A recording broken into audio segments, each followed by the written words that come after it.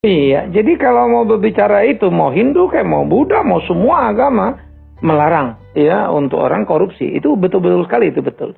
Tetapi memang kan kita bicara konteksnya Kristen dulu lah, begitu ya, di gereja misalnya.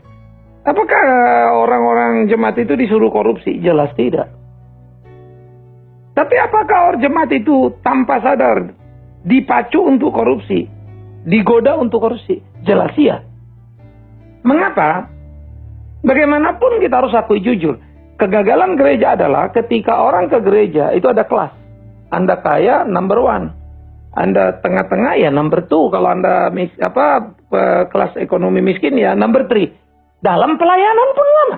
Yuk kedukaan, siapa yang ngunjungi, sakit, meninggal, apalagi begitu.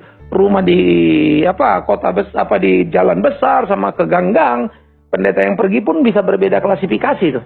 Terjadi satu hal sebetulnya perlakuan. Jadi kalau saya mau dilakukan secara terhormat, saya jadi orang kaya dong. Uang nggak cukup ya korupsi.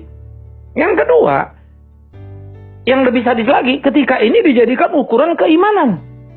Orang yang kaya itu diberkati Tuhan itu. Yang miskin itu dikutuk Tuhan itu. Inilah sebetulnya pencetus korupsi yang paling gila. Siapa yang ngajarin? Gereja.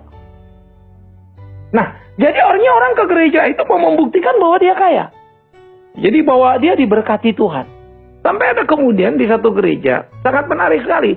Ketika semua pengurusnya itu naik mobil, dan mobilnya baru-baru semua. Tapi ketika diselidiki terus ke dalam, kredit. Diselidiki lagi, banyak yang macet. Karena memaksa diri untuk kredit mobil yang lebih dari kapasitinya.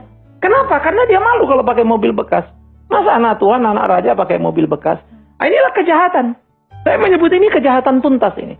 Karena rasul itu tidak satupun orang mereka ini yang naik kemudian naik kuda atau punya keledai khusus begitu kan?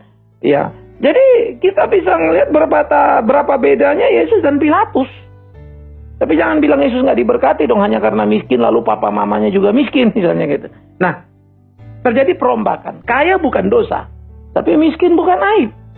Yang jadi dosa dan aib adalah cara kayanya yang salah itu. Jadi saya pikir ini menjadi sangat penting dan gereja harusnya mempunyai sikap menghargai jiwa itu sama berharganya di mata Tuhan itu.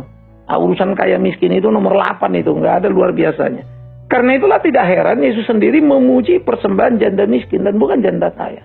It's not about money. It's about truth gitu. Mungkin jadi pada awalnya tadi nggak niat untuk korupsi kali Pak ya. Jadi kalau tadi Bapak sampaikan mungkin karena tekanan di sekeliling kita oleh gaya hidup atau apa itu membuat kita terdorong untuk melakukan korupsi itu. Tapi orang tua juga sama kan. Coba kalau anaknya 3, 1 kaya, 1 sedang, 1 miskin. Dia cerita yang kaya terus yang dia ceritain. Seakan-akan anaknya cuma 1, 2 lagi nggak ada. Ini juga penyakit di rumah. Jadi di rumah, di dalam apa? Yang paling repot kalau tadi benteng terakhir yang disebut Pak Pane Judikatif jebol. Kita juga benteng terakhir moral ini gereja jebol juga. Karena itu juga sangat berhubungan dengan role model ya. Jadi siapa pemimpin yang melaksanakan gaya hidup yang benar gitu kan. Betul, itu tadi yang balik lagi ke Pak Malau. Ya, kalau orang bilang like pada Lexan ya begitulah pendeta. Habis pendeta sekarang juga kaya raya berlomba semua dan adu kaya pula. Ini yang repot. Mungkin nanti satu waktu akan ada ya 10 pendeta terkaya Indonesia.